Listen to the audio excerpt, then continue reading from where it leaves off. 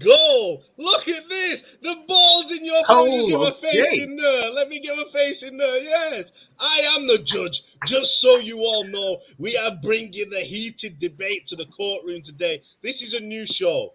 The ball is in your court. Each week, we're going to bring you a debate. Something that splits opinion, something that might cause a little bit of an argument, but I'm here to show order because I'll make sure that we keep it respectful. The show, we're going to explain how we run through the show, but before we begin, we've got the prosecution, we've got the defense today, we've got Double A, we've got GG. How are you feeling about this one? All looking sharp, everybody. Shirts, ties. I'm feeling okay. You know, I've got my notes, I've got my evidence and everything ready. So as long as you do your job properly, then we should have a great day.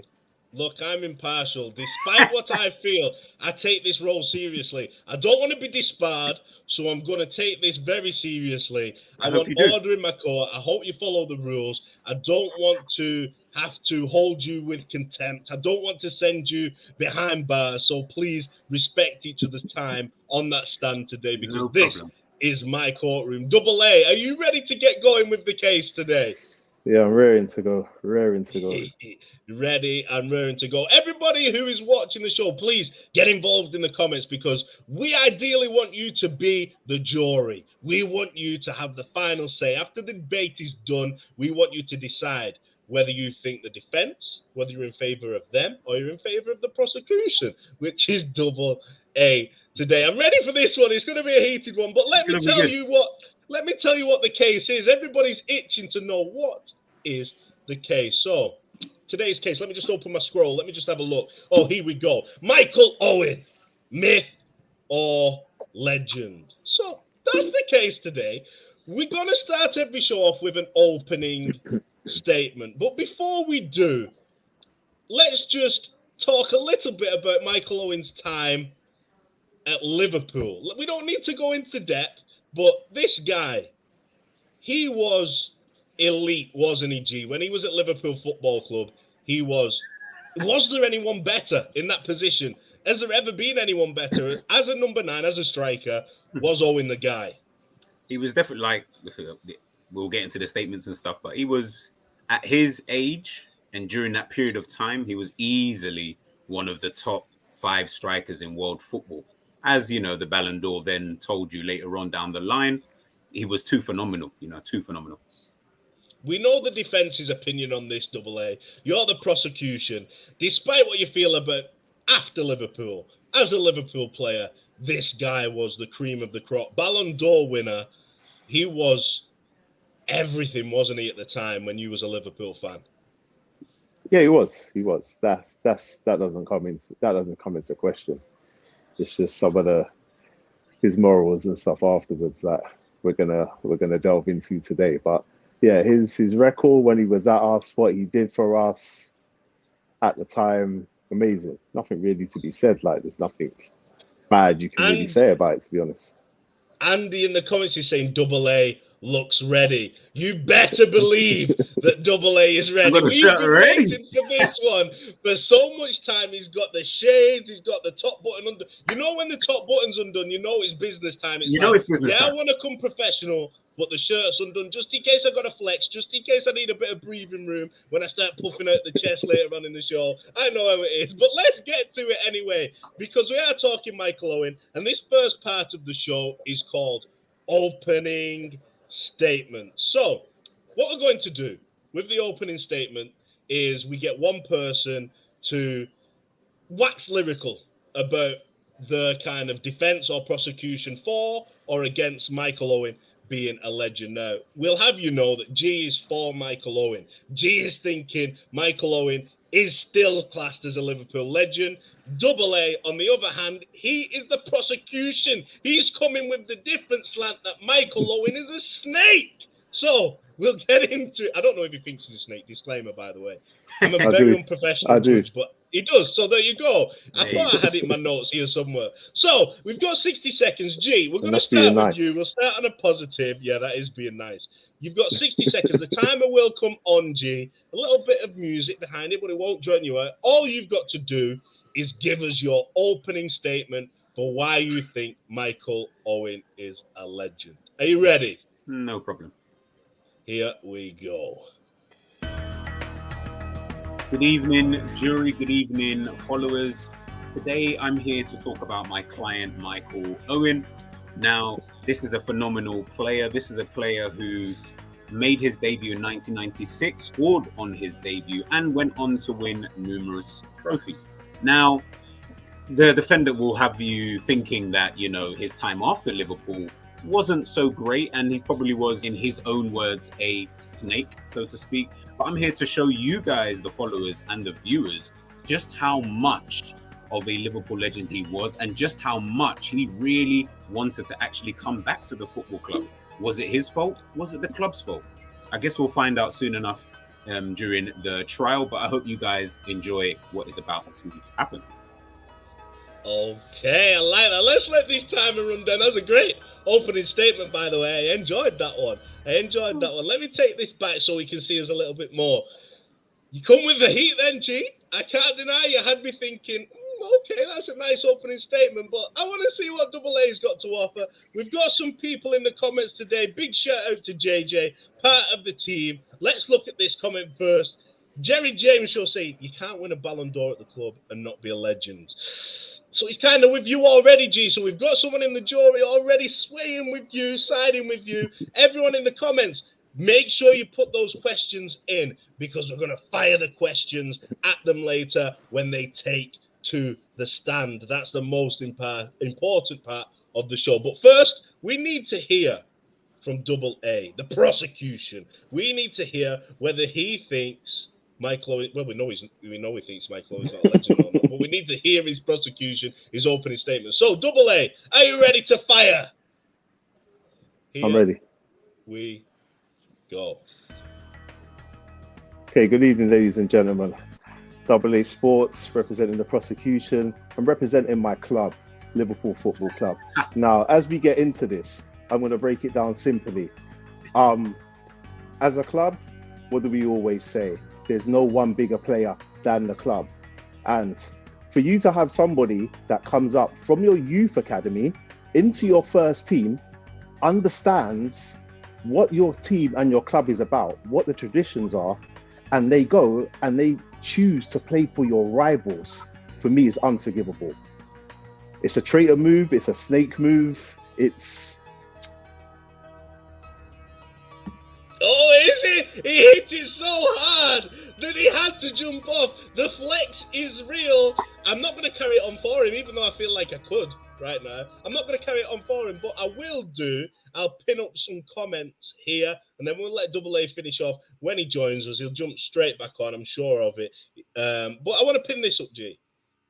We've got kind of someone who's with Double A on this one. Double A's back. He's back. We said you saw it. I feel like the defense done something to me there. That's sitting there minding my own business.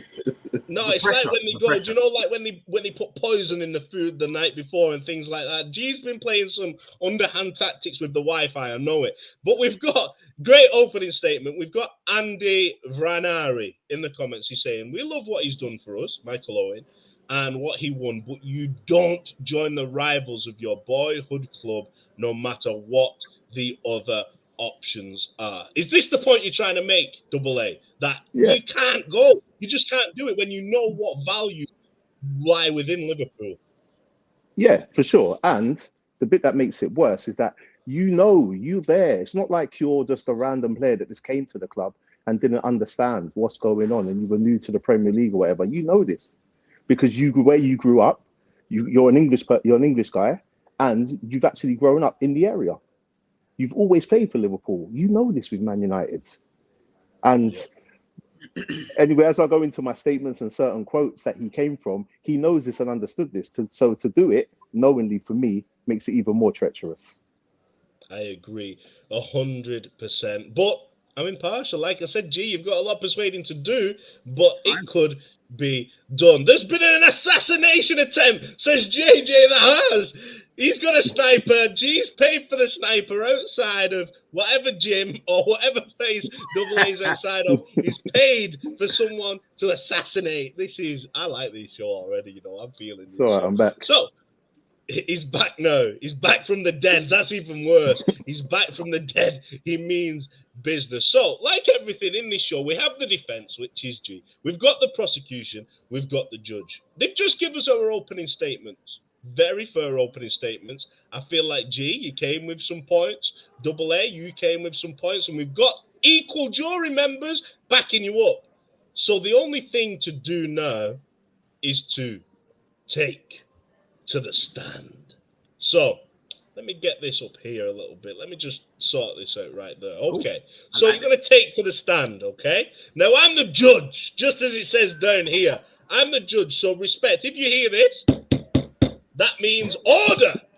Do not interrupt. I don't want any slander within my courtroom. But what we're going to do, G, now, and people in the comments, we're going to fire questions at you. We're going to ask you questions. I've got Double A to ask you one, and then I might follow up with some questions. All you've got to do is bat them back. Fight your case. We don't want you losing out to this because you stall on a question, because you can't defend Michael Owen, the indefendable snake. Sorry, I can't be biased, can I? Sorry about that one. So let's start, Double A. Fire a question over at G that you want him to answer, because I'm a bit skeptical at the minute. Okay. So the first question I'm going to ask G is, recently I found a quote from the Europa League final where Manchester United recently beat Ajax a few seasons ago. Michael Owen was a commentator for that match. Now, being he's, as you say, he's a Liverpool legend, why would he refer to Manchester United as we? Because that's the club that he actually used to play for. So it's just a term of reference. I wouldn't take it as actual literal words, but it is the ex-club of one of their former players. So the term "we" would only be in reference to that in itself. The fact that he played for one of these clubs, just like Stoke, just like Newcastle, just like Real Madrid, just like Liverpool, he would only say "we" because that is the club that he previously played for. I love it. Okay, cool. I love it. Fair enough. But then when Liverpool played Real Madrid recently, and he was commentating on that game, he never referred to Real Madrid as we or Liverpool as we, and they're both teams he played for. So can you explain that one for me, please? Again, the term "we," you got to understand, if the two teams that you previously played for, the term "we" wouldn't actually work in that context, as he played for both teams. So it'd be quite difficult for him to turn around and say "we," because we wouldn't really know who he would actually be referencing. In Manchester United's final, you knew exactly who he was referencing. Hence, reason why? Because he actually used to play for them. It'd be very difficult to say "we" in a situation where the two teams that you used to play for are playing against each other. Hence why he wouldn't use that term "we." Okay. First of all, I'd like to thank you both for staying very respectful within my courtroom. It's nice to see some great arguments. G, if you had to put a name on one of the clubs that he used to play for, who would you think that Michael Owen would come out and say he has a more love for, a higher affiliation for? Liverpool. It's the first club. It's his home. Well, we would say his home club, but he grew up in Chester. So yeah, it was his boyhood club. Supported them from God knows how long, from when he joined the team. So I'd probably say Liverpool. That'll be the safest bet. Double A. Thank you, Your Honor. Going on from that question there, as you say, your client, his first team or his first love is Liverpool. Of all the clubs he's played for, would you say that he understands the rivalry between Liverpool and, say, their biggest rivals, Manchester United? Yeah, 100%. That's something I mean, I'm only going to guess because I've never actually played for Liverpool Football Club, but I'm going to guess that's something that gets embedded into every player that joins the team. And also, if you follow football, you would know the history between the two clubs. And would you also say that he's a fan of Liverpool or supports Liverpool as a club? I can't categorically say that because I don't think he's ever come out potentially to say he's a fan. But I'm gonna put my neck out there and say, yeah, I'd say he's a fan of Liverpool Football Club. He definitely follows most of their results in a season. he'd probably prefer if Liverpool did better than Manchester United in a league season. So yeah, I'd say yeah. Okay, cool. I'd like to refer to what I call Exhibit A that I got from Manchester Evening News. No And problem. I don't want to go through the whole quotes, but I'm just going to take a little excerpt of it. Yeah, no worries. Where he says that going back to play against Liverpool was like punching his brother, as Liverpool was in his heart. So if going against Liverpool is like punching your brother, you would say that he has a very strong affiliation, and he holds something within himself, within that club. 100%. 100%. So then he would understand how it would come across to the club and to fans of the club for him to go and play for the opposition. 100%. Okay, and if I would like to refer to Exhibit 2 that I have, please, from the Evening Standards, while he was at Newcastle now. So this was before he went to Manchester United. Now, a quote from your client is that he claims he cried in the players' lounge after being booed by the Liverpool fans, after hearing boos from the Liverpool fans. And in his words, I quote, it was like splitting up with your wife because I still love Liverpool. Now, again, as a Liverpool fan, I can't speak for every other Liverpool fan, but I know a lot of the Liverpool fans that I'm here representing today feel exactly the same for me. Like, we would not play for Manchester United. And if what he says is true... sorry, Your Honour, just to stop you there, unfortunately, Double A can't actually speak for every other person. So if he could just keep in reference to himself, that would be much obliged. Thank you. Well, yes. I'm speaking for... I'm speaking for the representative of my club. Thank you. Okay, but all right then. I'll say as for myself, as a Liverpool fan, I could not play for Manchester United just as a fan. And if I profess my love and being booed by the fans that I adore is bringing me to tears in the players' lounge, and as I quote, I say splitting up, it felt like splitting up with my life because I still love this club. I really don't understand in your right mind how you can go and play for the bitter enemy. That's like saying I split up with my wife and I cheated on her boss that hates her and is trying to get her fired. It's like I could have cheated with her with like a random hairdresser or just gone out for the night and cheated with like a random girl out in the club or whoever else. But I'm choosing to cheat on her with someone she absolutely detests in the world as a person. And when she finds out, how is that going to make her feel? I'm sure she wouldn't want me to cheat on her anyway, but she would rather me cheat on her with somebody random rather than somebody she knows that I know she cannot stand and hates her. So in reference to, we'll use the reference that he used in regards to your cheating on your girlfriend. It wouldn't matter in any situation as to who you cheated with, obviously, because you cheated regardless. So the fact that the fact that you cheated with someone that she personally knows or someone that she detests or whatever the case actually might be, again, that might potentially hit a little bit harder, but you've always got to look at the situation and it's always about context.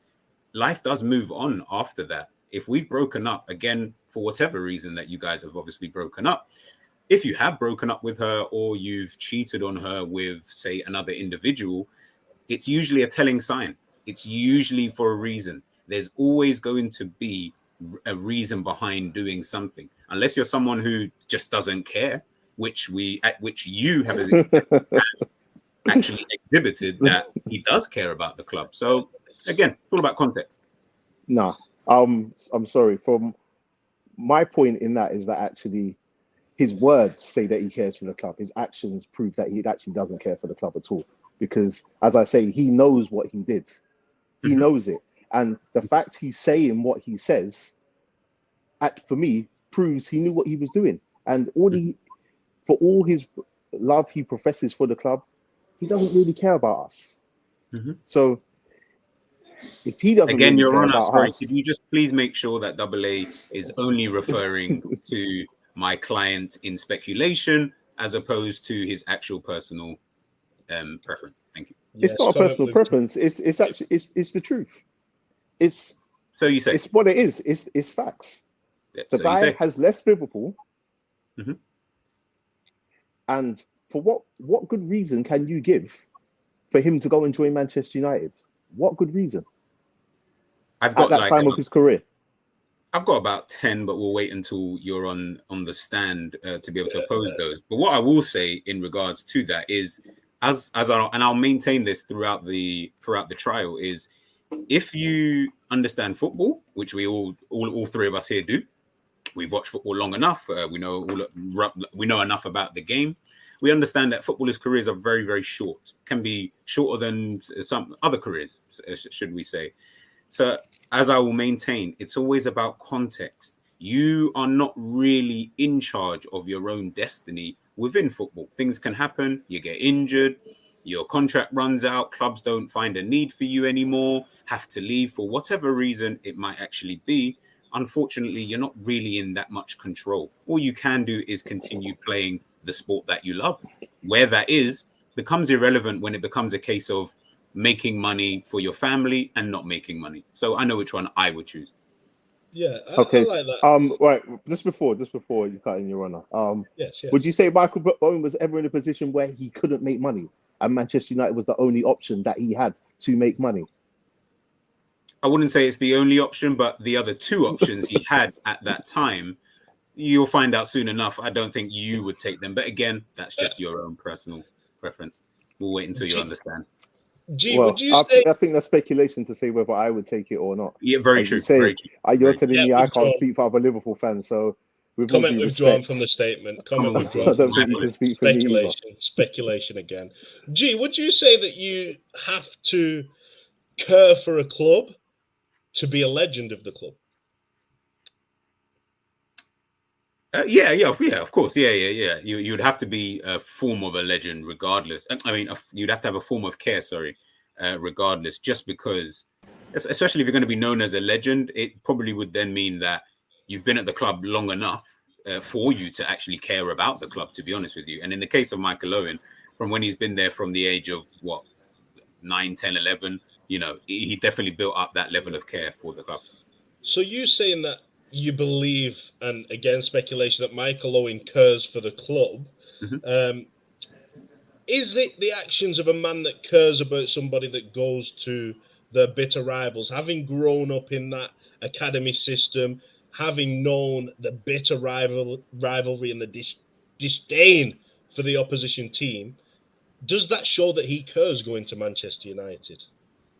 It shows that he cares about the most important thing, which is probably one thing that, again, according to AA, other Liverpool fans might think and agree with him, is that he cares about his football more than he does about the club. Now, whether you agree or disagree with that, it's kind of irrelevant because the most important thing is the football. So to be able to continue that and to be able to continue that at the highest level, not many people probably would, speculation, turn that down. So if Michael Owen came out tomorrow Mm-hmm. and said that he preferred playing for Real Madrid, Mm-hmm. preferred playing for Manchester United, Mm-hmm. would you still hold him in regards as a legend of Liverpool Football Club? 100%. I mean, it doesn't change what he's done at the club. Nothing at the club, nothing that he's done at the club will ever get erased. So I don't see why anything should then change thereafter. I think it then just becomes down to, as we're both here debating, just comes down really to personal preference. I think your comment of saying you have to care about the club to be a legend, Michael Owen hasn't shown any courtesy I never actually whatsoever. I never actually said that, by the way. I'll go back in. I'll go back in. Fine. We'll have a look at this later. Fine. We will recall this, but just in my notes here, the imaginary notes that I have, saying that you have to care for your club to become a legend. Do you feel like Michael Owen is underestimated by the fans just because he went to Manchester United? Because he left in his prime, and once he left, Liverpool's performances dipped. No, he's not. I don't think he's underestimated. Well, I wouldn't really know, but from the general consensus, I don't feel that fans if you're talking about his actual time here at the club, I think fans know it. Fans are not silly. They understand how great he actually was. You know, from 1998 to 2004, he was the club's top goal scorer, which only speaks volumes considering a couple of those years actually had Robbie Fowler in there. So, you know, it kind of tells you he was able to kind of dispel Robbie Fowler, who is known as the god here at Liverpool, because he was that good. We didn't really have a need for both of them to be here, and Owen was able to take up that mantle. Thank you very much. Double A, do you have any further questions for the defendant? I do, yeah. I'm just going to give you some quotes from what I perceive to be a Liverpool legend and a Manchester United legend. And we'll look back at them, and I want you to give me your opinion if you think that they are legends, and basically what do you think about the quotes. And then I also want to talk about certain things that go on between our fans, like, for example, which I'll go into that one first and see, and if you think that makes a difference with the feeling and understanding if you're a Liverpool fan and what it means to you, to the club, to go and play for our rivals again. So if you look at the history between our clubs, obviously our clubs don't like each other, so our fans don't like each other, and they will have certain chants and whatever else about each other. Now, we all know about the Hillsborough tragedy and what's happened with that and stuff. And Manchester United fans, I'm not saying all of them, but they have made chants about this and whatever. And I'm not going to go into whether it's like whatever, but we all know it's distasteful and whatever else. 100%. And again, in my opinion, as a fan, or if I was a player for this club, and I grew, especially even if I was just a player for the club, just what the club means to me. But if I was somebody that came up from the youth academy into the first team, I understand what this club is about, the tradition, the legacy, the history around it, everything.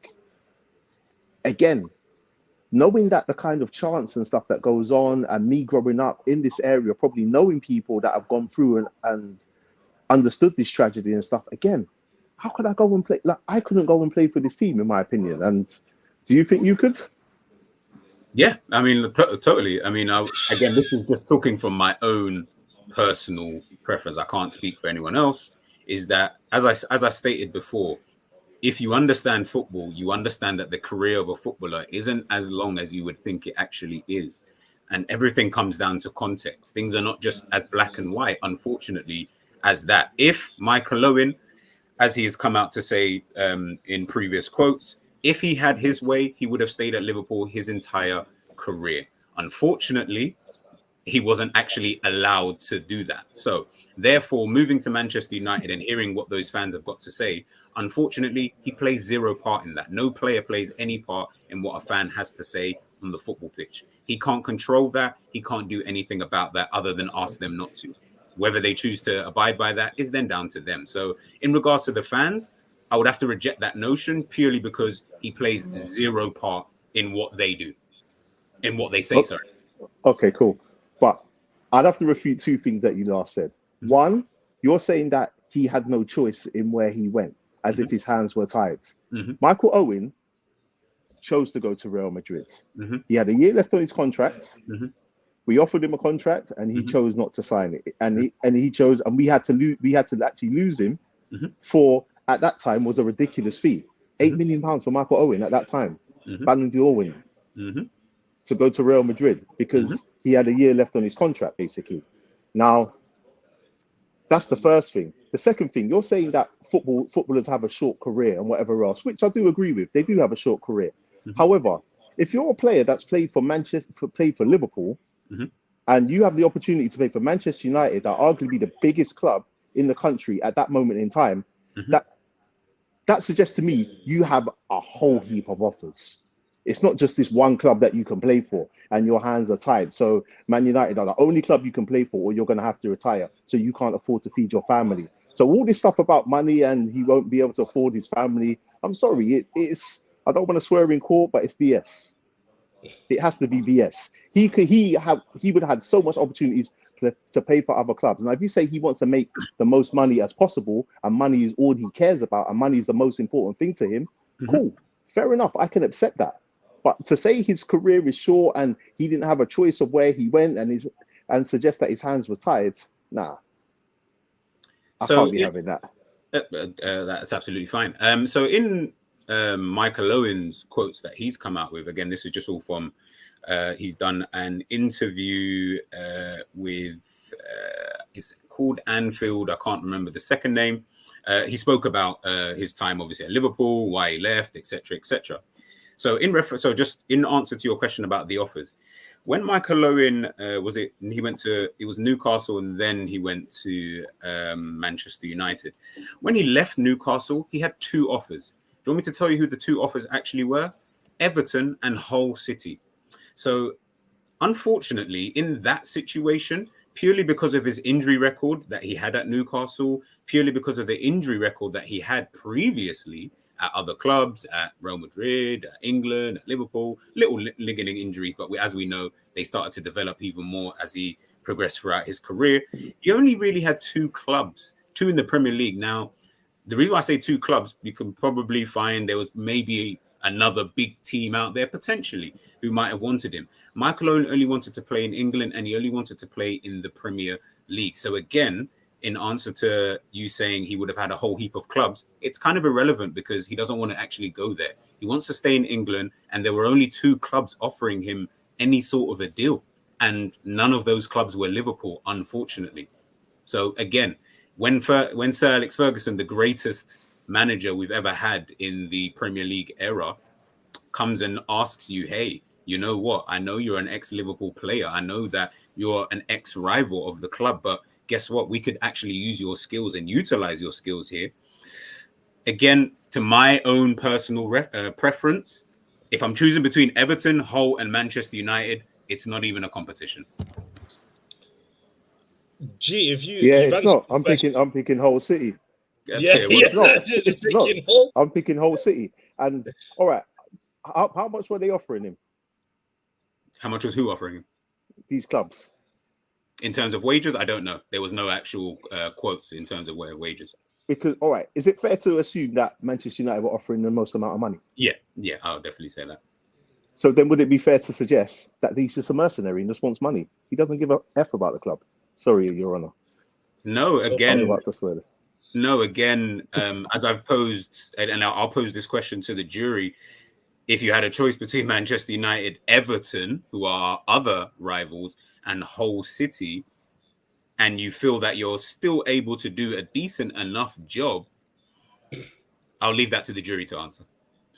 I think that depends, though, on whether you're a Liverpool fan or not. I Thank want you, to ask you, first of all, I don't want to take sides. First of all, you've just answered the question down here from Andy. Thank you, everyone in the comments. Some great comments coming in, saying that he's a European striker, proven that surely there's options. You've answered which options there were, but he still joined Man United. It's the pinnacle.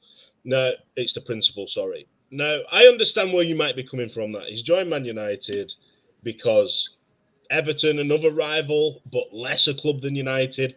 Hull City, I don't know where they were at the time. If they're a Premier League club, they were in the Premier League. See, that's questionable then. To me, it's a bit questionable. But where would you rank Michael Owen in terms of your Liverpool legends? Mm-hmm.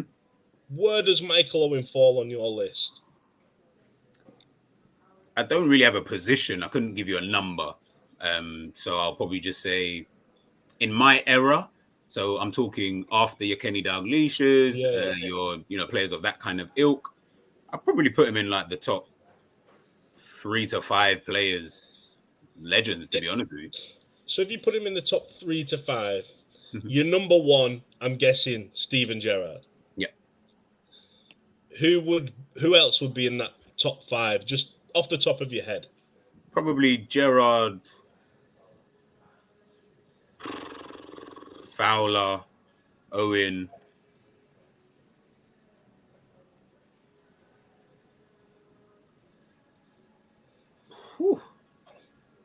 is a tough question, but off the top of my head, I would have had one of the current players in there, like a Van Dijk or something like that. But yeah, that would be. I can't really think of anyone else off the top of my head, anyway. All those players you've just mentioned, Robbie Fowler, Steven Gerrard, Virgil van Dijk, they know what the club is about. Do you think any of those players, if they had these options that Owen had, do you think they would even consider for a second going to Manchester United? Robbie Fowler played for Leeds and Manchester City. Steve McManaman. That's not. I feel like that's fine because it's not Manchester United or Everton. But they're still rivals. They were still considered rivals at the time. I can't say Man City are a rival at the time. They are in Manchester, so therefore geographically they would be deemed a rival. Don't bring the geographically. I'm just coming with the statistical facts. That's all. I'm just coming with the statistical facts. What? Double A. I know you'll not understand, but in reaction to that, I love that. G, you've got me creased up on that one. In reaction to this, would they even dream about? When I'm talking about my Liverpool legends, as a Liverpool fan, you can only pick people that would never even dream of going to United. Steven Gerrard got the chance to play with one of the greatest managers of this generation in Chelsea. He didn't go. He came through the same academy system as Michael Owen. He came. Would we call them a rival, Your Honour? Chelsea were. If you're saying Man City and Leeds United were rivals, then yes, Chelsea at the time were definitely one of our biggest rivals. Would Gerrard even dream Double A of doing anything like this? No way on earth. And I'm going to give you two quotes from Gerrard, actually, because this is what I was going to talk about earlier. One was when he was younger. He says a mate of his owned the Man United top, and it had Brian Robson on the top of it. They were kicking the ball about, and he asked if he could be Robson for a while. Who was? His dad looked out the window. Gerrard. This is the same when he was young. So Gerrard asked because he did Robson. Yeah, he asked to put on the top. So did he know that Robson played for Manchester United previously? Yeah, but this is when he was a youth. This is when he was a kid. I'm just trying to state. Well, I'm assuming he did because he knew it was the Man United top. He was the Man United captain. Cool. He said his dad looked out the window and went crazy on him. And he said that his dad, in no uncertain terms, told him he's not having his child dragging the Gerrard name through the gutter. That's a quote from Steven Gerrard, one who I don't think any of us would dispute is one of our legends. He's my top legend. So that kind of shows you the feeling within the community of growing up. But it doesn't show as you a Liverpool fan. Steven Gerrard. It doesn't show you the feeling of Steven Gerrard. Okay, doesn't. What it shows you is that Steven Gerrard wanted to actually before you cut in, let me finish what I'm saying. I've got two quotes from him. So that was the first quote. The next quote was, Steven Gerrard took a film crew on his tour of his home when he was showing off his collection of football shirts. He had swaps with other players as part of his after-match routine. And he clearly pointed out to the film crew there was no Manchester United shirts in there, as he would never have one of them in his house. I think that kind of clearly sums up what Steven Gerrard feels about Manchester United. I don't know. He wouldn't even swap a shirt with them. You've made two contrasting statements. You've just said Steven Gerrard. Two statements. No. I've given you two quotes. Yeah, sorry. From the man. From the legend himself. So you've made two quotes. One explaining the feeling of the rivalry between the clubs and what it means. But we're talking about the player themselves. So you made a statement in regards to Gerrard, stating, and you said this, not me, Gerrard wanted not Gerrard's dad. No, stop. No, because you use that Gerrard was a child then. And he said he just wanted to put on the top. So now it's an age thing. Okay. So what you're comparing? All right. So you're comparing Steven Gerrard as a child who plays for Liverpool. Stop. Let me finish what I'm saying. Can I finish what I'm saying? You're comparing a child that's growing up in Liverpool that wants to wear the England captain's top at the time, who was a Manchester United player, And you're comparing that to a grown-ass man that has grown up, understanding legacy, a grown-ass man, not a child. You're comparing that to an 8-year-old child wanting to wear a top and have a kickabout with his friends. Are we just making that clear? That's what you're comparing it to. Again, I never compared. It's you. No, you are. You're comparing it because you're using it as a comparison to this statements that you made. I'm only stating. But you're comparing it to what? I'm not comparing. You are comparing it because I'm explaining to you the feeling.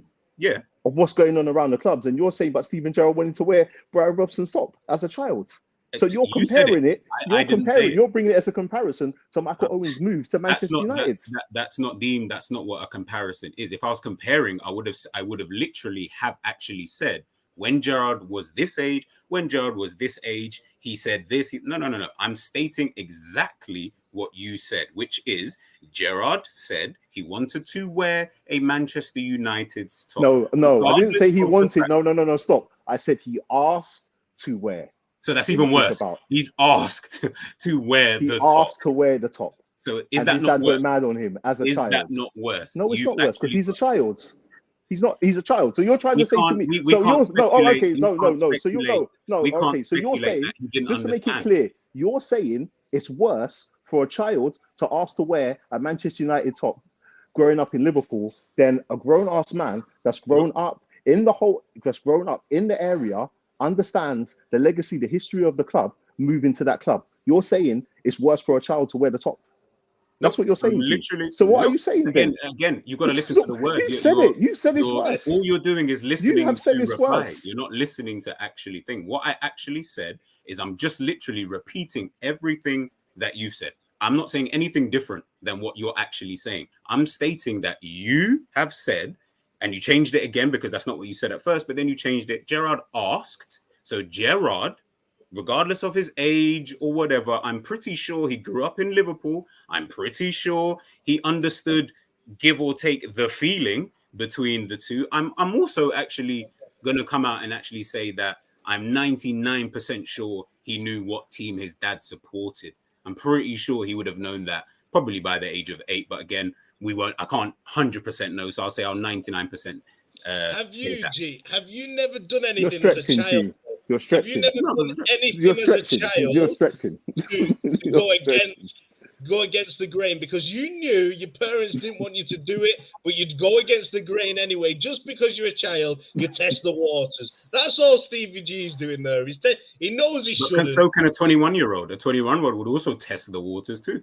So the age doesn't really matter. Michael Owen's not 21 when he joins Manchester United. We're talking about Steven Gerrard. We're not flipping it to Michael Owen. We're talking about Steven Gerrard in this situation right here. We're not talking about Michael Owen because Michael Owen was a fully grown man. We're talking about Steven Gerrard at both points, literally both points, and both points that AA has stated are two opposing points. I haven't stated it. He stated it. Two opposing points. I didn't state them. That's all I'll say. I'm not. No, it's not an opposing point. I'm showing you the feeling.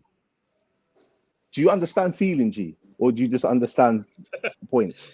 Again, I'm showing you the feeling of something. You've not stated anything in that first point. The understanding of it. I have stated something. Okay, cool. His dad has gone mad on him. Forget his dad. What did Steven Gerrard say? What it doesn't did matter Gerrard what Steven. say? It doesn't. I'm telling you the whole context of the thing. You're just trying to take one part of it.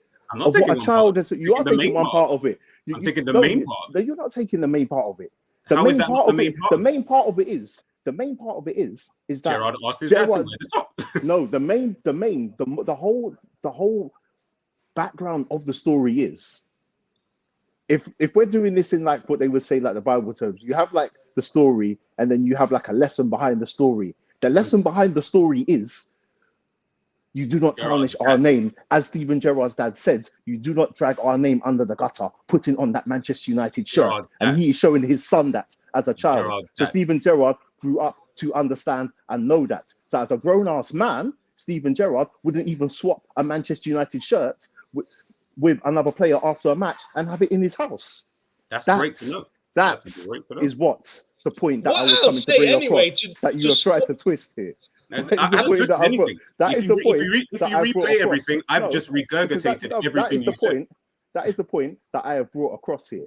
Is that as a youngster that happened, and then as he's grown up into a man. Wait, let me finish what I'm saying. As a youngster, that's what's happened. So as a youngster, he's grown up to understand what is going on, to the point as a grown-ass man that plays football and just swap shirts with other rivals at the end of a game, he would never swap a shirt with a Manchester United player because he wouldn't have that in his house. That's the extent because of what happened in the past. And that's the lesson he has learned. So that's what I'm explaining to you. It's not admitting nothing. It's about learning and understanding something that happens as a child, and you grow into a man, and you develop and you mature and you do things and you conduct yourself in a certain way. That is the lesson behind this. Okay. Going off what Double A has said here, G, would you class Jordan Henderson as a Liverpool legend? Yeah. Right. Jordan Henderson probably wore a Sunderland shirt with someone else's name on when he was a youngster. There's other players that have probably worn Manchester United players' shirts. So do you think, as a youngster, what shirt you wear matters in terms of becoming a legend for the club that you played for? Say that question again. As a youngster, what shirt you put on? So Steven Gerrard putting a Robson shirt on. If Michael Owen might have put a United shirt on, he didn't put it on. Let's keep that bit clear as well. Yeah, he went to put one on. Do you think that has any impact whatsoever on whether you become a legend or not at any club, whether you wear the rival shirt as a youngster? No, it doesn't matter an iota. But as an adult, as a grown man who has morals, you grow up, your family instills morals in you, they put values in you, you learn about different things. Steven Gerrard grew up, he understood then that the values from his community, from around Liverpool, were you don't even have a United shirt in your house. That's why he never took one off.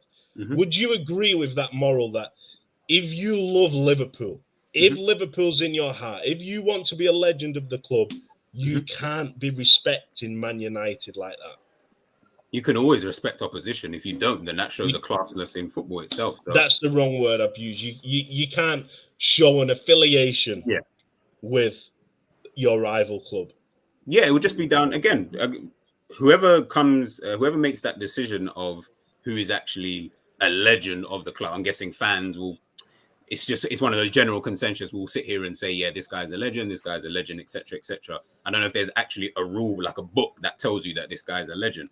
But I guess it then just comes down to preference. It will always come down to preference. Some fans are definitely on Double A's side. Some fans don't actually care, as we see in the comments. Some fans, it doesn't really matter as to what they did because they care about what they actually did at the club. So 6 of one, half a dozen of them. Can I just remember you're on oath now, okay? You're on oath. Have you ever in your life supported another football club other than Liverpool Football Club? Barcelona. So you've never supported another English club? No. Okay. You're saying you supported Barcelona. If, as a Liverpool fan, do you feel like other fans now would look at your comments and think, do you understand? Because at what time period did you become a Liverpool fan? How old were you when you became a Liverpool fan? I'd probably say I would actually say 96, Michael Owen's debut year. I'd probably say from then. So you grew up then looking at Michael Owen as he was your main guy. He was the person that you started watching Liverpool. You loved Michael Owen. So he was the reason why I watched do you feel like you've got a bias then towards Michael Owen? The same way I've got a bias towards Robbie Fowler. Do you feel like no matter what Owen did, he was your first love as a footballer, so you're always going to kind of back him? I'm always impartial, though. You know me. You guys know me already. I try to keep it as impartial, especially when I'm talking about my own club. I try to keep it as impartial as possible, to be honest with you. So, no, I wouldn't say that hasn't really played. You know what? That's a lie. I would say it definitely plays a part within my thinking, but it doesn't really play too much of a major part because I look at everything. Okay, thank you very much. Double A, do you have anything else to add, or would you like to now take the stand? I'll take the stance. I think I'll. Oh, can't wait. Thank you very much. Thank you, everyone in the comments, for your statements. We've got lots flying in. We will pin some of them in a minute. But let's swap over. Let's Double A take to the stand. Nice to see you there, Double A. It got heated. I'm guessing it's going to get heated again at some point. But, G, it is your turn now to fire the questions over to the prosecution. Away you go. The first question I wanted to even ask is, Double A, is Michael Owen, at every summer that he was away from Liverpool, when he was at Real Madrid for one season, when he was at Newcastle for a couple of seasons, every single summer he asked to come back to Liverpool. Why didn't they take him back? He asked to come back. Yep. I've got quotes here that stated that he asked Rick Parry and Jamie Carragher to be able to sort a deal back to the club. He then asked Rafa Benitez in the year after he left, he asked Rafa Benitez if there was a way for him to come back. Could you tell me why they wouldn't take him back? Well, I don't know why. One, you're going to ask Jamie Carragher if he can come back. What can Jamie Carragher do, for one? If this is true. It's quoted here, so I can only say from the quotes. Yeah, from the quotes from him. I'm suggesting anyway, and I don't really trust snakes, but anyway, let's say what you're saying is the truth. Mm-hmm. As I said, the way you've left the club, I feel personally, why should we take you back? Because Real Madrid didn't really rate you like that. They didn't want you, to be honest. Because, all right, I don't think he was given a fair chance at Real Madrid, to be honest. But it was clear he wasn't happy there because he wasn't playing as much as he thought he would play and whatever else. So now basically things have gone sour for you, like a lot of other players actually that have left our club. Mm-hmm. When they realize the grass ain't greener, they want to come back. Now, why should we take you back when you were so quick to come and duck and leave us? Why should we take you back? That's how I look at it personally. Like, you've gone and done what you've done. You're saying football's a short career. He needed to leave. He needed to do what he needed to do, whatever else. He's done that. So why are we taking you back after you leave? We've moved on from you now. Why are we taking you back? So at this point, he hasn't joined the rivals that we've been discussing. So at this point, he is a Ballon d'Or winner. He's now joined one of, if not the biggest, best club in world football on this planet Earth. Players that we would never, ever see probably again in one team. They've obviously asked for him to join. So he's obviously joined there. He's actually, I've got another quote here. Even after, this is from Michael Owen, even after I made the decision to go, I was also comforting myself by thinking Ian Rush, who is also deemed a Liverpool legend, left for Juventus and he was able to come back. So maybe he thought he could do the same. He goes on to then say, so before he left, he actually spoke to Rick Parry, who was the chief executive at the time. He asked Rick Parry to put in the contract. Could he have, a gentleman's agreement, should I say, that you'll buy me back after I've done a couple of years at Real Madrid? Rick Parry then replied, of course, if it is a viable option, we shall. I'm wondering as to then why that wasn't taken up after he's had a gentleman's agreement. Now, we know a gentleman's agreement isn't legally binding to my knowledge. It's more between the two parties, but he's got a gentleman's agreement that, if it's viable, if it's feasible, he could come back to Liverpool. So again, I ask, why didn't Liverpool take up that option if, as you say, he is, this is obviously before he's joined Manchester United. So there is no talk about being a snake. He's not whatever words that you've used to describe him in this courtroom. So I'm wondering as to why they haven't taken him back still. And also in the contract, it was actually stipulated that after the first season at Real Madrid, it would only actually cost Liverpool £12 million. If he stayed there for another season, that amount lowered to £8 million. If he stayed for a third season, that amount dropped to £4 million. I'm not an accountant, but I feel that those amounts are not so high, considering we did also buy Fernando Torres for a club record fee after that. So again, I ask, why didn't Liverpool take him back? Well, if you're going to compare it to the time when we bought Fernando Torres is clearly a better striker than Michael Owen was at that time. So So you say, but continue. So that's neither here nor there, really. So you say at that time, in that moment in time, again, you're going that's to pick out of Torres it's and you're going to pick out of Owen. It's speculation. It's not speculation. Your Honor, it's speculation. It's not speculation. Let Your Honor, it's speculation. It's not speculation. It is It's for Honor to say it's prosecution speculation. speak, It's not please. speculation. I think if you look at their records at that time, Owen was very injury prone as well. So again, I say, why would we? And then I go back to my original question, that my original statement that I said earlier. Owen let his contract run down to a year, and then we had to sell him for £8 million, which he was clearly worth more for at the time. He left. We won the Champions League. We moved on. We moved on from him.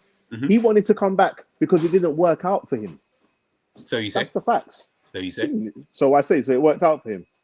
So he's again. You're speculating. Would you say he was a success at Real Madrid? I'd say he had a very decent career at Real Madrid. He had a very decent career. For a striker who was playing alongside Raul, Ronaldo, Morientes. Why did he want to leave? Because he was homesick. His wife was actually, as stated in another quote I've got coming up, his wife was actually homesick. Now, as you all know, we've all got kids and we all understand how important family is. If your missus and your family want to go home, there's not much. I mean, you could stay and make them unhappy, but, you know, depends what type of man you are. Well, but I'm sure that the kind of man that he is, he would have understood that his family were quite settled in Liverpool when he was there in the beginning. And I'm sure, can I finish what I'm saying, please? Sure. And I'm sure that uprooting your family to move to Spain for your own personal ambition is not really thinking about your family either, to be honest. It's not putting your family first, because you're uprooting your family when they're already settled in one place for your own personal ambition. So I don't feel that, for me, isn't thinking about your family at all. Again, fair enough. I can hear that as well. But again, like I said, we've only got quotes from him and his wife that they were actually unsettled in England and they were missing England. What I do want to ask, though, is, so you mentioned that one thing you stated is that Liverpool had to sell him. No, they didn't have to sell him. They chose to sell him with a year on his deal. So I'll then bring you to Mohamed Salah. So we let him go on a free. If by what you're saying is obviously true or whatever, Liverpool should then, technically speaking, sell Mohamed Salah now purely because where's he gone? Oh, purely because he's in his last year of his deal. But I mean, why would you want to do that when there could be a possibility that we could just sell you for something other than nothing? But again, what would you rather take, nothing or something? I don't know. Maybe you prefer nothing. If the club decide to sell him, fair enough. Mohamed Salah is clearly coming out that he wants to stay. Michael Owen chose to leave. He never came out and said he wanted to leave, though. He never came and he chose to leave. He chose to leave. And the reason I tell you chose to leave, is because you're saying he made the decision to leave. So if you made the decision to leave, you chose to leave.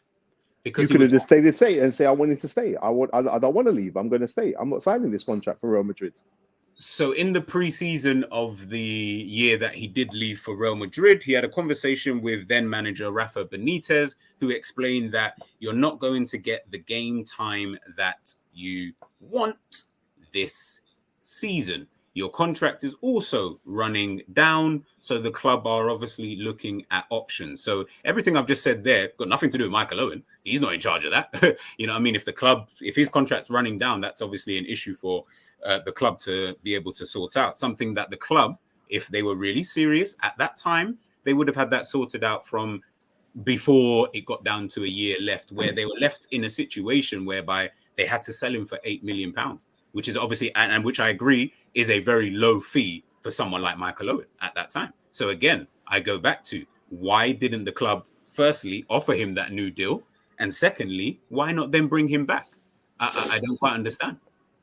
As I said already, you're only giving one side of the story. You're not giving the club side of the story. And as I say, I don't feel the club wanted to sell him. Now, 2, who were our strikers at that time? Barosh. I'm going to say Cisse joined that. Heskey was there. No, Cisse weren't there. Cisse weren't there. So Heskey, no, I don't feel like Heskey outstayed. Barros was there. No, was Heskey there? Heskey was. Did Heskey leave by then? All right, Milan Barros was there anyway. Yeah, I know Barros was there. All right, all right. Forget who was there because it's not even that relevant. But to the point, what I'm going to make is that all right, Owen apparently isn't going to get. Benitez told him he's not going to get much game time because of his time is limited. He's got a year left in his contract, whatever. With Michael Owen being the player that he is, does he not fancy his chances against the likes of Milan Barros? Oh, you finished? Oh, yeah. Why the likes of them kind of players to play ahead of them, even if you don't start in the beginning against them. Let's put it to you this way. I don't know. Like if I'm Michael Owen, I'm thinking like these guys ain't going to prove over a season that they're going to get more game time than me because I'm clearly better than them. It's very difficult for you to be able to. It's very difficult for you to convince a manager to be able to play you first and foremost. Obviously, you're going to have to then prove him wrong with your playing ability and what you do performance-wise. When you're told by a manager with a year left to go, I don't know how you would feel if you had a year left on your work contract or anything like that, or even 6 months, for example, just to put it into context. If your manager comes up to you and tells you, you know what, Double A, I don't really feel that you're really the right man for this kind of job. You can obviously show what you can do and you can prove me wrong, of course, which is something that he could have done. So I will state that. But it's very difficult for you to then say, yeah, I really want to stay here when I've got the biggest club in world football knocking at my door. It's very difficult for any football player, and I don't care who you are, to turn that down. Not to say that football players don't, because many football players have obviously turned down the biggest clubs. But again, it's the biggest club in world football. You saying no to that when you know your game time at your parent club is going to be limited. Yeah, it kind of speaks for itself, to be honest with you. Well, again, as I say, if I love this club and I really don't want to leave this club, as I say, and the likes of the players that I'm in competition with for my place are players of the ilk of Milan Barros and I'm Michael Owen, I'm going to fancy my chances. And if I use another example in this, there's quite a famous striker called Samuel Eto'o, and there's quite a famous manager called Pep Guardiola. And when Pep Guardiola became the Barcelona manager, he told Samuel Eto'o that he was surplus to requirements and he's not really going to get much game time. Samuel Eto'o worked his arse off in training to the point where he got his opportunity and he showed Pep Guardiola, I'm still that guy, to the point Pep Guardiola had to play him. What happened in that season? I can't remember. You'd have to tell me. They won the treble. What happened to Samuel Eto'o after that? He went to Inter Milan, won the Champions League. Who did he get swapped? Showed his worth. Who did he get swapped? Ibrahimovic. So and he got swapped for another striker. And he actually proved that was the wrong move. Irrelevant of whether the move was right or wrong. And he didn't go to Real Madrid. Oh, hold on. Who did Samuel Eto'o actually play for when he first started playing football? He played for Real Madrid. Who did he play for afterwards? Barcelona. Are they not deemed rivals? I ask you this though: was at the time Eto'o did he ever play for Real Madrid? Yeah, was he classed as a Real Madrid legend? Or was he just sent out on loan? He definitely wasn't classed as a legend. He definitely wasn't classed as a legend. And he was sent out on loan every season to the point they didn't rate him and they just kept sending him out on loan. He wanted to stay there. Yeah, but he wanted to stay there. They never played him to the point where he goes, "You guys aren't rating me," so I left. And joined who? What Paul Pogba did. And joined who? Barcelona. So you join your biggest rivals. Your absolute. There's only two rivals. Well, there's more rivals. All right, forgive me if I'm wrong, but is Samuel Eto'o Spanish? Did he grow up in Madrid? Again, that's all. I'm not going to get into that. Well, I don't know. I'm not going to get into that. I don't know. Is he like? Did he grow up? Did he go through the ranks playing that?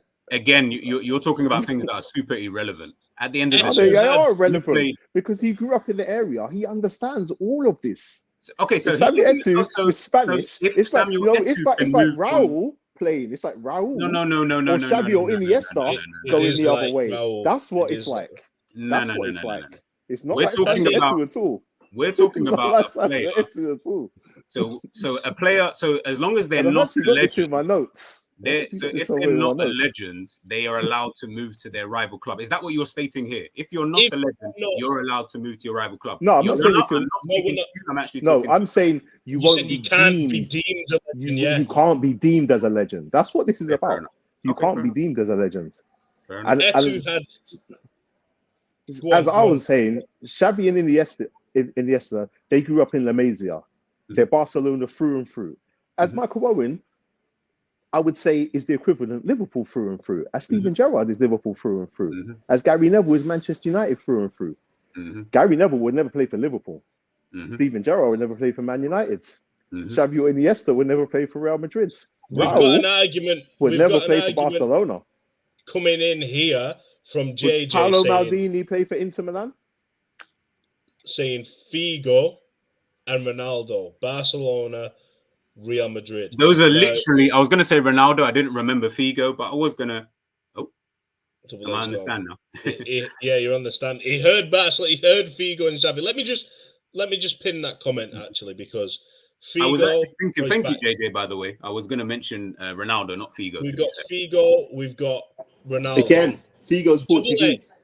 Yeah, Ronaldo's Brazilian. Countries are irrelevant. Countries are irrelevant. I'm sorry, but that has to get stricken from the record. No, they are relevant. It's irrelevant what country you come from. I'm sorry, it's irrelevant. It's incomparable because they didn't grow up in these clubs. It's irrelevant.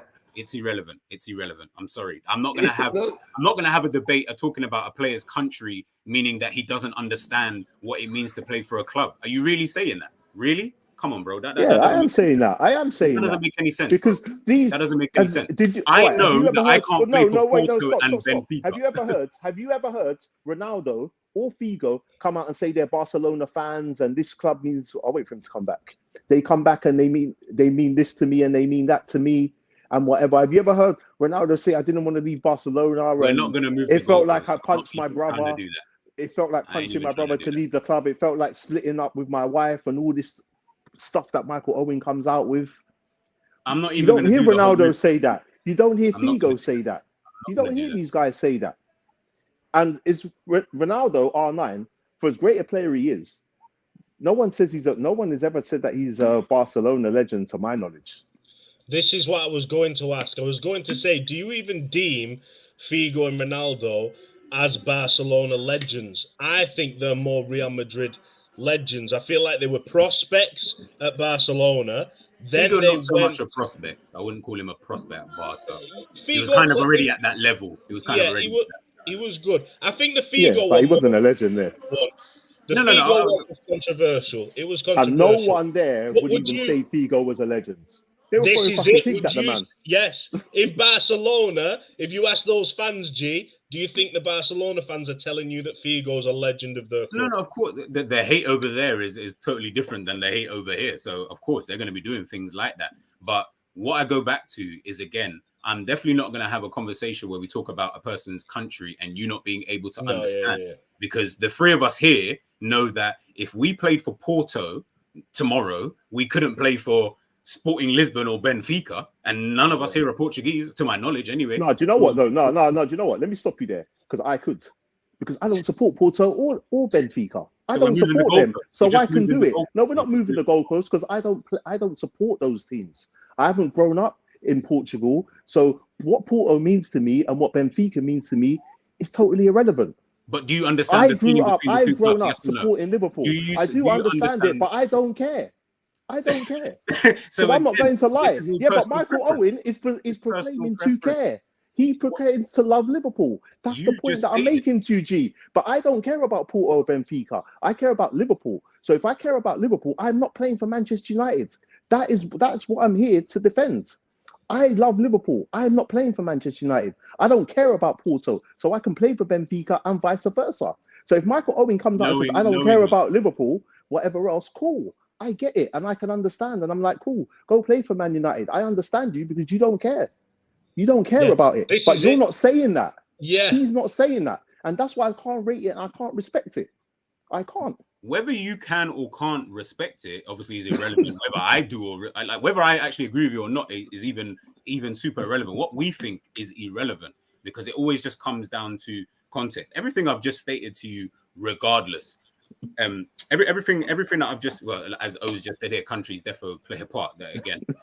So it kind of just adds to my point anyway. But it's always about context. I've stated to you on numerous occasions that the player has always maintained that love and affection. The player has always maintained, or my client, has always maintained that he would want to come back to Liverpool, regardless of where he's gone before Manchester United, before there was even talk of being a snake.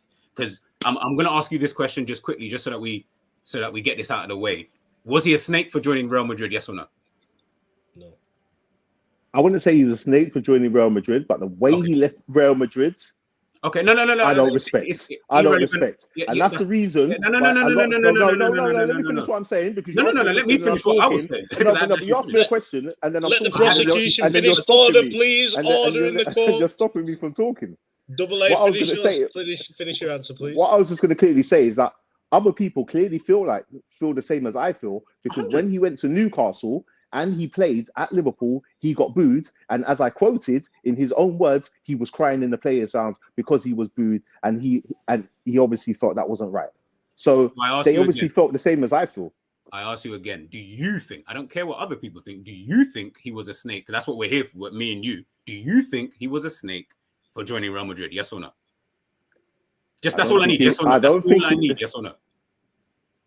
But it's all right, yeah, I do think he's a snake then. Because if I have to clear it as one, because I can't say that he wasn't clearly. Again, and if you want a yes or no, I'm going to go with yes then. And that's absolutely fine. All I needed was just that yes or no answer. So again, I go back to every single summer he has asked to come back. So I'm going to ask you this: if, and we don't know because there isn't actually anything that tells you if he had offers from whichever club, so I'm not even going to speculate that at all. What do you want him to do? I'm genuinely wondering, what do you want? Made your bed, lie in it. This is after, this is same as Genie Wijnaldum right now. Would you take Genie Wijnaldum might want to come back? Would you choose to leave? You stay where you are because it's not working out for you. Same. If we look at what Michael Owen did at that time, 2004. I've just looked. We had Pongol, Morientes. We signed Cisse after he left. We had Neil Mellor, Milan Baros. These type of quality. Right? If you're Michael Owen, though, you know how much the fans love you. Yeah. You know you're the central striker. You know you're getting game time. You're in a team that is still challenging, and you're classed as a top team. I know the season after we went on, and you know what happened that season, but that's irrelevant anyway. Michael Owen, do you think, G, that he left because he saw Galacticos? He saw shirt sales with his name on. He saw the dollar signs. He didn't care about Liverpool one bit. If he cared, he would have considered. It might have been a gentleman's agreement. It might have been a handshake saying, I want to come back. But if you really love the club, do you leave a couple of years after being Ballon d'Or when you're the main man at that club? Yes. If the club are not offering me a deal, I can't stay. If the club don't is there anything to say that the club wasn't going to offer him a deal? The club didn't offer him they couldn't agree a deal from each other. So therefore, there isn't anything to do. You can only leave. I don't understand how you can stay if you can't agree a deal. That doesn't really make any sense.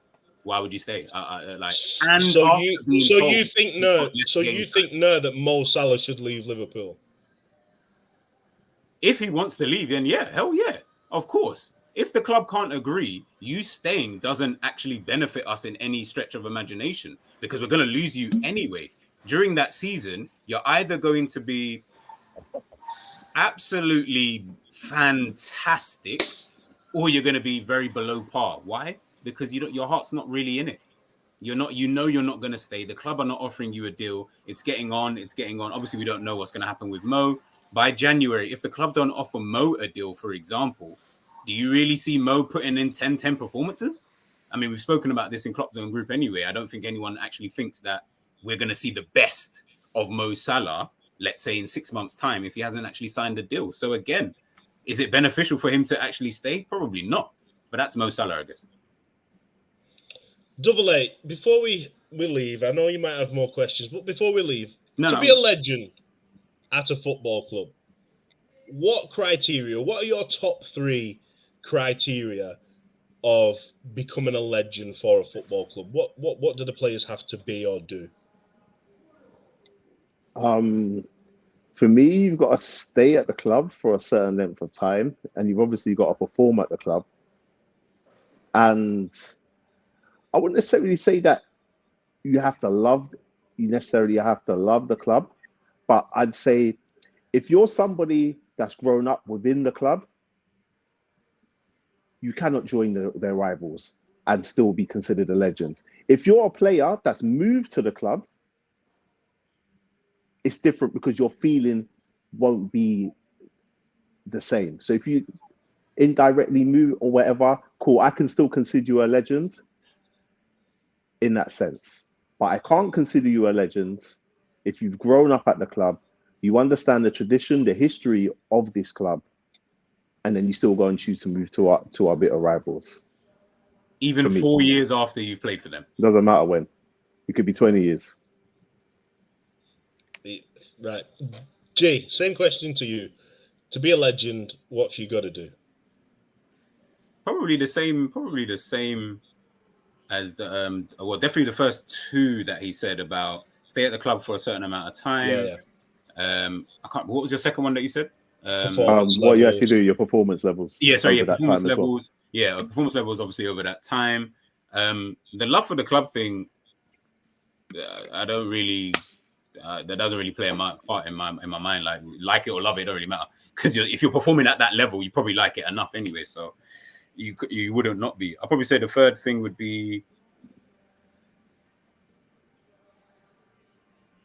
I don't really have a third thing. There's only really those 2 things that I care about. For me to call you a legend, I only care about how you played, and you have to have been here for a little while. Michael Owen actually was at Southampton. Was he at Southampton? We got him from Southampton, didn't we?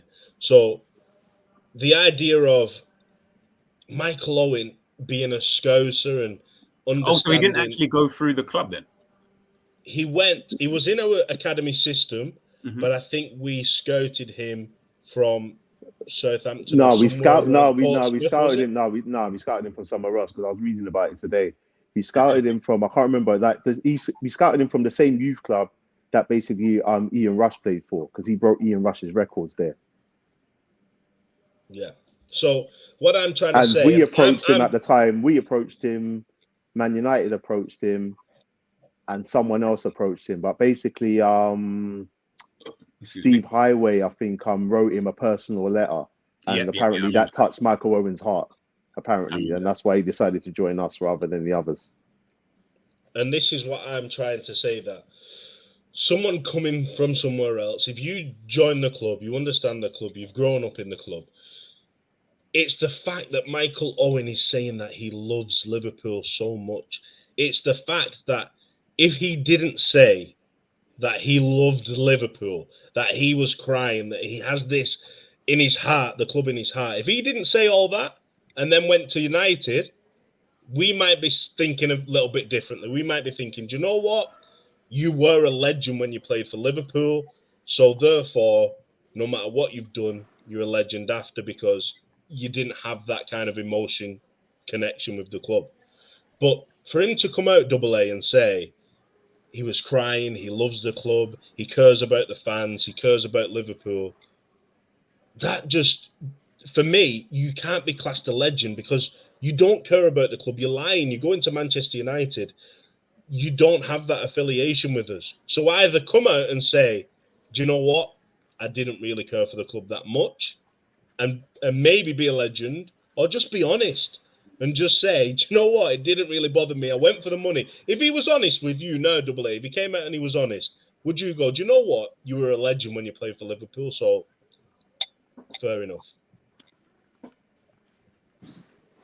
No, I probably wouldn't say he's a legend still, but just because of where he's come from and how he's grown up and he understands everything, as I said. But I would have a lot more sympathy for him in this thing. I would have a lot more sympathy if he just came out and he was just honest with it. Yeah. Can I ask you because both, I just feel he's just a fraud. For me personally, I just feel the guys are so fraudulent, man. You come out and you say these stuff and then whatever, like, and then can I ask you it's both just, like when you just feel like someone's just lying to you and they're just looking at you with a straight face and you know that they're lying to you and it's like, just come on, man, just be real, man. But that is so funny. Can I ask you both a question? Yeah, go. Have any of you guys, well, I know you have, but just for everyone else's sake, have any of you guys been in a previous relationship than anyone that you're currently in? Yeah. Cool. Now, I don't want to get anyone into trouble, so please, I do apologize.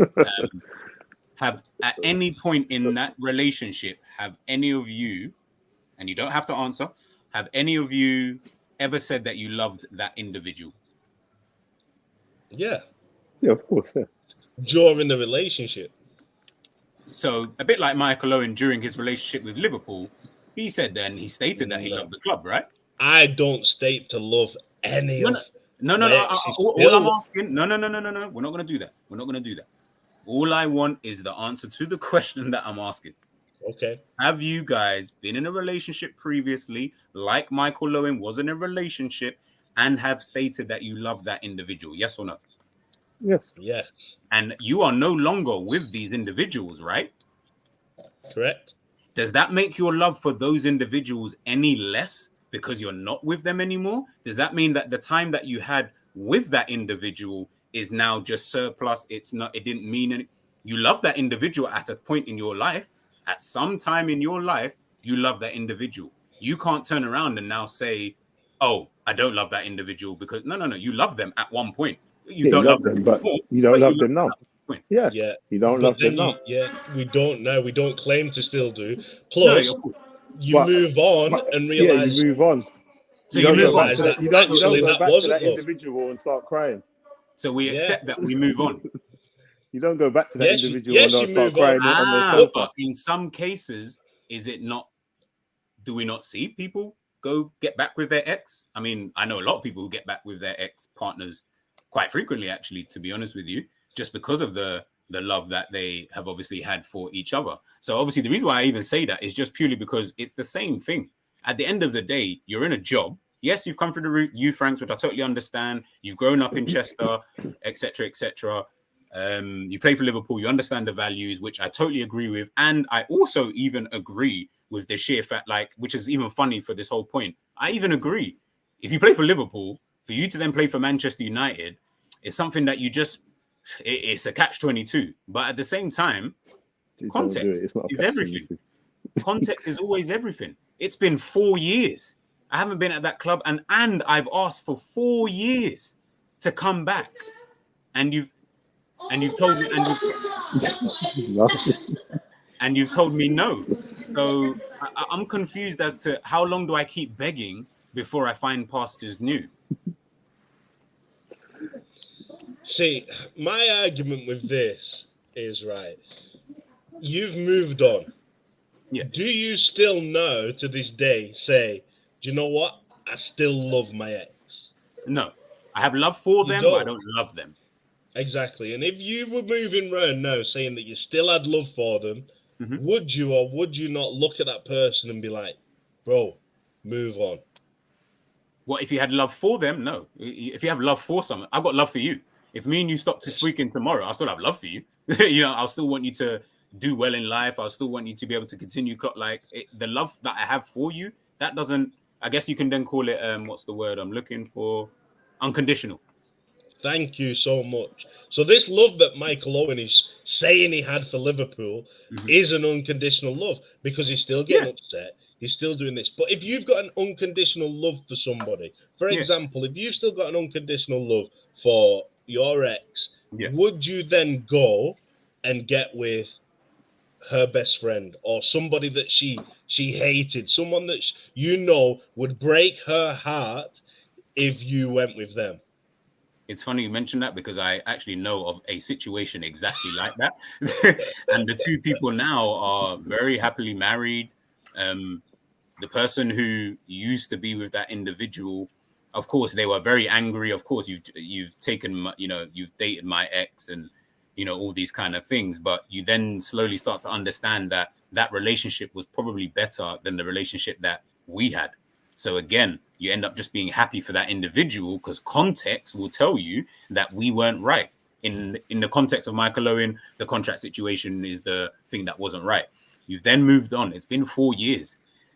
At the end of the day, it's 4 years now. I mean, it's now anyone's game, to be honest with you. Where I go, what I do, it's kind of now deemed irrelevant because I've got a career. In this case, anyway, I've got a career to think about. So, yeah, that's my answer. No, I like that. I appreciate the answer. Would you then, with the woman that's just been in the relationship and she's seeing her partner get with either a friend, I can't remember if you said it was a friend or someone she didn't like. If you're that woman, then do you still kind of hold? I don't know what the play is. Do you know what? Let me just pin this for a second. JJ saying, "Is double A in a brothel?" I can't answer.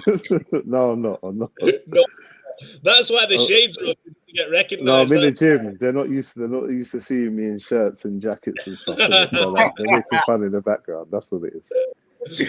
My point I was trying to make, G, if you've just split up with someone, somebody split up with you. Say, for example, someone's broke your heart. They then go. You still love them. They then go and Broke get your heart in a someone. brothel. Yeah. They then go with someone that they said to you they can't stand. You both couldn't stand them together. It's the last person you would ever want them to get with. Do you still love that person? Do you still look back on your relationship and go, do you know what? And admit to everybody, they're the best relationship I ever had? Or do you have a little bit of pride in yourself? And despite what you feel, you just go, do you know what? I can't respect them anymore because they've done the one thing that they should have never done. And they've gone with someone that they knew would break my heart. So I'll use the exact what you just said. Take the pride out of things. You're being way too emotional about a situation that's what being a football fan's about, though. Sean. No. Pride and integrity. The thing is, I get that. And passion. No. I get and I agree that all of those things should be a part of obviously everything to be a football fan. Unfortunately, when you think that way, you start thinking irrationally. And as football fans do, they think very irrationally and they don't ever take anything into context. So you end up getting into a situation like Double A, like other people who become too emotional with the situation without actually taking a step back and understanding where the player is actually coming from in the first place. So again, I'm not opposed to your argument because I'm not opposed to what you just said either. Right? Yeah, this is it. Should we be looking at whether a player is a legend? Should we look at that kind of objectively rather than subjectively? Should we take emotion out of it and just go, do you know what? When he was at Liverpool, he was a Ballon d'Or winner. He was top goal scorer for, I think was it 5 seasons in a row? 98 to 2004. 6 seasons in a row, top goal scorer for the club. So do you look at it in that aspect, no matter what happens outside of football, can you be classed a legend? Or do you have to take into consideration the type of man he is? Because would you admit, G, that what he's done is snaky? He's a snake of a man. All right, can I just say something quickly in this fact? Yeah. Like, for me, if we're talking about the majority of other clubs, I could even maybe say, yeah, you're right. You can always look at it objectively, not subjectively. Yeah. As a club, as Liverpool Football Club, we're different. We're different to a lot of clubs. We're different. We're unique in that sense. We're like the passion, the drive, the family feeling of our club makes us so much different to so many other clubs. We're like a family. That's what I always say at the time. When I look at you guys, like, we're a family. Yeah. This guy's part of our family and he's betrayed us. That's how I look at it. Because we're different. We're not the same. And the fact he knows these things, it's not like he's like somebody we've just taken into the family. He's grown within the family. This is like one of our own. I see Michael Owen, he's like, this is like my child, like betraying me and like stabbing me in my neck.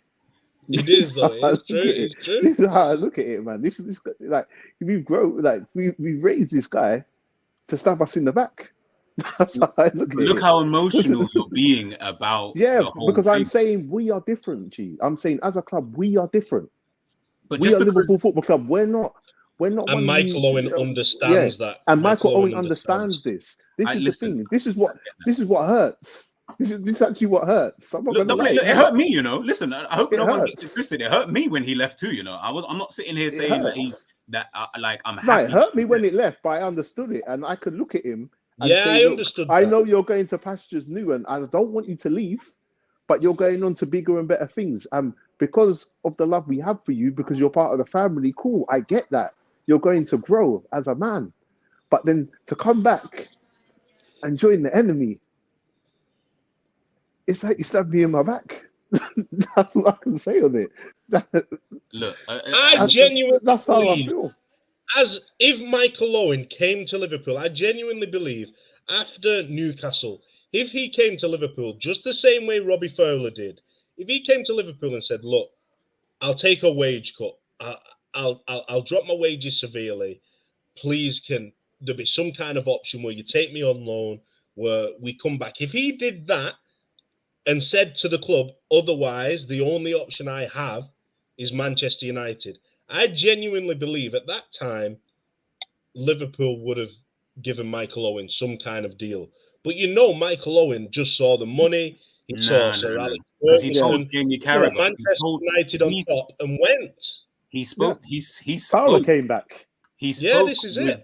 He spoke with Jamie Carragher and informed him of his decision. He literally told Jamie Carragher that Manchester United are in for me. I have spoken to Rick Parry on numerous occasions. I've spoken to Rafa. He spoke to Brendan Rodgers when he was there because he still wanted to come. He spoke to Kenny. Like, he's spoken to every manager. But is Michael Owen still demanding that Liverpool pay the same? Because again, he can't. Regardless of what they're paying. No. We can't get into argument about what Liverpool, because that's what Liverpool choose to do or not do.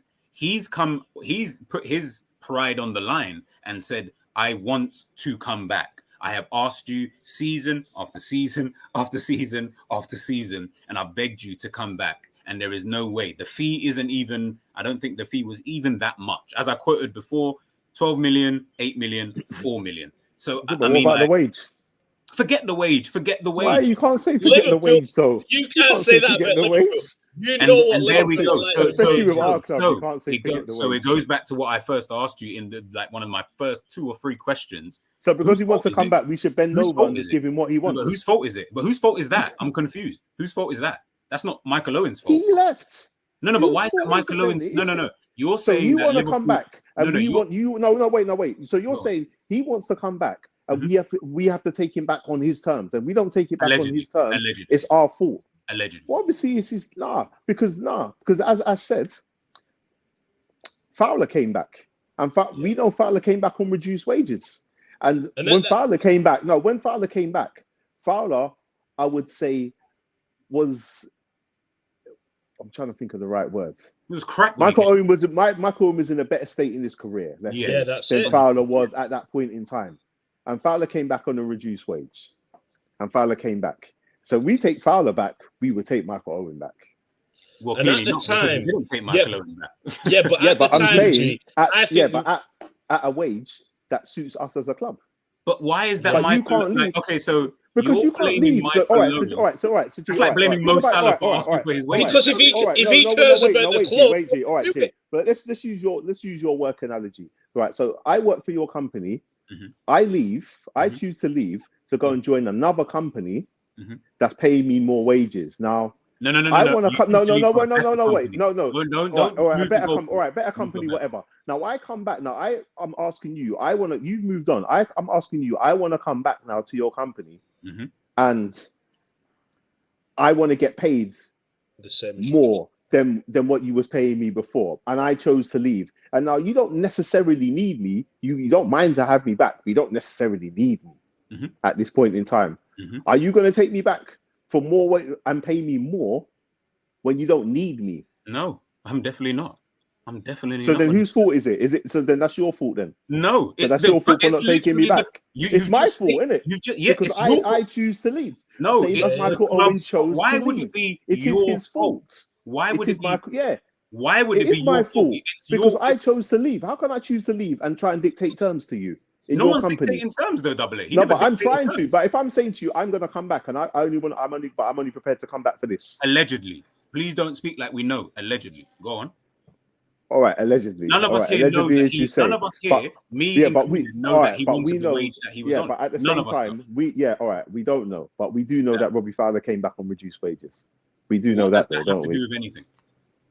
Because the willingness of what the club means to him, and he wanted to come back. Listen, a 30-something or whatever Robbie Fowler, who was at the end of his career, will come back on £1 a week. He'd be lucky if he even got that. Don't even get it twisted with what Michael Owen was doing. So he'll be lucky, but Michael Owen can do whatever he wants, and he can demand. He can make look at the teams. Look at the teams though that were in for Michael Owen: Hull City, Everton, United. He started rubbing his hands together when United came, but he should have realised then if he goes to United, he's going to be. He's getting paid the most. We know Having that. never won a Premier League. We know. We can say. We can even say allegedly if we want. We know out of those three clubs, Manchester United are going to pay the most. We know 100%. That.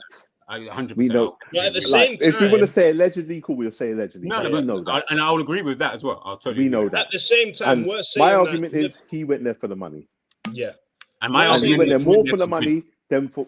No, he went for the money, man. He went for the money. That's your opinion. I'm telling you, he went there to win. Simple as. Yeah, but he wasn't going to play that much anyway. And he did. And he did. Did he play a lot? He played more than enough to gain a Premier League medal, so he played enough. Yeah, but you don't need to play that much to gain the Premier League. Harvey Elliott gained the Premier League medal. Harvey Elliott gained the Premier League medal when we won the league the other day. Would you say Harvey Elliott played that much? He played enough. And he was no, but can I finish what I'm saying? Would you say Harvey Elliott played enough and he was significant to us winning the league when we won the league that season? No. But he won a medal. Yep, 100%. Okay, cool. So he done enough to win a medal. You've just he done enough to win. No, he didn't do enough to win a medal. He just got enough start. He didn't do enough to win a medal. He did come on to do enough his appearances. So again, stated. He played 31 games for Manchester United. All right, G. So like these days, like they throw out international caps like nothing. If you come in with 5 minutes left, and then I come to you and I come on with 5 minutes left, and I come to you and negotiate and say to you, I'm an international player now because I played 5 minutes of injury time in a football match. Would you say I've done enough to call myself an international player? No, and you're negotiating a contract with me. Player. One game. But I've got the cap now, so I'm an international player, so I've done enough. I disagree with that because one game doesn't make you an international player. It could have been a friendly, it won't be an official match. And say that was an official match and it was like the second round of the World Cup. I'm part of that World Cup squad. I get a medal. Does that mean that I've done enough? If you played any part in it, you've done whatever you needed to do. 2 minutes. I think what we're trying to say is that Michael Owen doesn't look back at that Premier League and think, do you know what? I earned that. That's my Premier League. He's just picked up a Premier League. And I guess at a rival club. So surely he should be crying at that. If he's crying because Liverpool fans are booing him, he did nothing for his rival club to help them get this, apart from score a goal against Man City, a last-ditch goal. And then he celebrated like he'd been a United player all his life. But anyway, he scored in the last minute to win 4-3 against you, right? Like, come on, man. Yeah, but it's not his rival. If he's claiming that he's a Liverpool player, bro, you just scored in the last minute of like one of the most intense games in the Premier League era of that time. Are you really going to sit here and tell me that you're going to just walk away and say, thanks, guys, that was brilliant? We'll go back to kickoff, and you're not going to do that. I'm actually not mad. To be honest, I'm not actually mad at him for celebrating because emotions. We all know what emotion does in football. Yeah. I'm not this person who thinks you can't celebrate when you score against your ex-club. All right. Do you think he would have celebrated against us if he scored against us? 100%. No. He definitely. He's celebrating against. No, he wouldn't. Do you know what I'm going to do? Go back and find some footage where he scored for Newcastle against Liverpool, and I bet he celebrated. Let's see. We'll see. Someone in the comments, if you can let us know. What I'm saying though, when he went to Man United, we look at that time and we say that Liverpool wouldn't have taken him back. At that time, the only recognised striker we had was Fernando Torres. Yeah. We had Dirk Kuyt, who was a right-sided player. Mm-hmm. We had David Ngo, I think, and Sinema Pongol, I think it was, at the time. elite strikers. So if Owen comes back to Liverpool and he says, "Do you know what? I don't want to go to United. It's not about wages for me now," because it was surely at that point in his career, you've got enough from Real Madrid, Newcastle would have been big wages. To go to Liverpool and say, "Do you know what? I can't do it because I love you so much. I can't go to Manchester United. I'll drop my wages. I'll play for you." Liverpool would have accepted that deal because Liverpool don't want to see a club legend, because we were still classing him as a legend at that time. It's the same as Ronaldo with United. United only jumped in and bought him because he was going to Man City. That's the only reason. And Ronaldo's agent will have gone to Man United and played off the two teams. The difference between Man United and Liverpool is Man United could pay up the wazoo regardless. Liverpool cannot pay up the wazoo. So it's on Liverpool. Change your wage structure. Maybe you keep these players. That summer we only signed Aquilani and Glenn Johnson. They aren't going to be on. They're not going to be on massive wages. So the wages would have been there. But I think it was a case of, do you know what? You left our club. We're not just going to pay you whatever you want to. If you come and you're humble, you maybe apologize even. You maybe say, do you know what? I want to resurrect. I want to finish my career at Liverpool. They would 100% accept that. I'm sure they would. I'm 99% sure that they wouldn't have. That's how confident I am that Liverpool wouldn't. I agree with you, Your Honor. Something you're calling someone a club legend, yet you don't want to pay him what he wants. I mean, I'm not calling him a club legend. At the time, though, you would have said before he went to Man United. You just said it. Cool. Before he went to Man United, I would have said he's a club legend. The only reason I'm not saying is because you cannot go to a rival team when you say your club means so much to you. You love Liverpool. It's like Tevez. People might say he's a United legend because Tevez didn't come out and start licking United's arsehole. He just played for United, did the job for United, and then went to City. Man United fans were pissed off, but they probably still say, do you know what, Tevez, he could go down as a club legend. Man United fans, let us know in the comments. Is Carlos Tevez let us know. I want to know. Because he didn't wax lyrical. But you look at Sol Campbell, Tottenham fans don't even want to know, and he's 100% would have been a Tottenham legend. The way he was playing. Like he's probably Tottenham's best ever centre-back, next to Ledley King. You look at Ledley King, Sol Campbell's the next best centre-back Tottenham have ever had. But they don't even they won't even say his name because he went to Arsenal. That's the same situation we've got here. I struggle to say Owen's name. I look at him on television and I don't I love you, by the way. Michael. I love you, Michael. I look at him on television and I can't even take him serious. I hear you. The thing is, listening to this whole trial anyway, before you come up with your decision, like I respect everything because everything that Double A's even said is, would I even say somewhat true, like from your perspective, but I'll always look at things and I'll always look at football. And I feel that fans need to start doing this more often.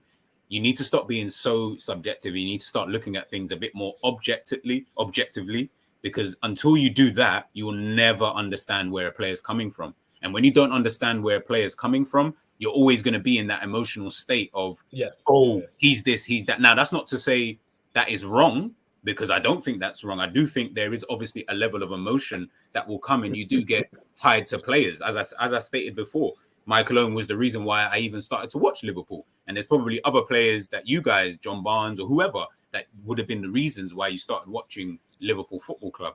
But ultimately, I just get it. Honestly, I think that's just what I just get it. I understood every reason as to why he did everything. So I look back on it and I just say, yeah, he's still a legend in my eyes. When he was here, he was A1. That's all I care about.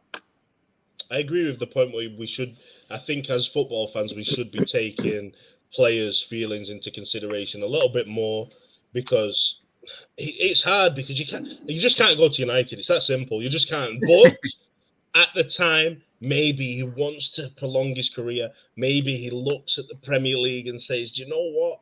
I've got a good chance of collecting a trophy. I can see it from that aspect, but you can't do it at a rival club and be a legend. You can go and do it, but he expects to still be a legend. That's what I feel. He still demands respect from Liverpool fans. And that's what grates on me a little bit. If he went, do you know what? I'm not bothered. I'm not a legend of the club. Whatever. I've got a Premier League trophy. No. Do you know what I mean? But he doesn't. So I get where you're both coming from, but it's not in my hands. It's in the jury's hands. So before we come up with the verdict, what I want to do is I'm going to scroll through. Oh, wrong side. Let me swat you around. I'm going to scroll through the comments because there's been so many. Oh, wow. I'm going to listen to those comments. I'm going to dissect those comments. And from the comments, I'm going to come up with a verdict. But whilst I do that, I want you one at a time to give your closing argument. So, go on, G, we'll let you go first with your closing argument. When you're ready, fire away. So, as I've exhibited about my client, Michael Owen, he came through the youth ranks at the club. He loved the club whilst he was here. He stated on and begged on many occasions of his love, professed his love, begged to come back on numerous occasions, was knocked back by Liverpool Football Club, and was left in a situation whereby it was either retire now or do I still feel I could continue? He chose to continue. Now, I understand the feeling with rivals and I understand that going to your rivals is something that you're always going to say it's a no-no, and I agree to a certain extent. But when you've left the club for 4 years and you've begged them for 4 years, I ask you, the jury, what would you do? And that's it. Thank you very much. Double A, closing statement. Okay, no one disputes that Michael Owen was a great player for us at his time here. However, what we do dispute is his integrity as a man, his morals as a man, and his loyalty to a club he professes to love.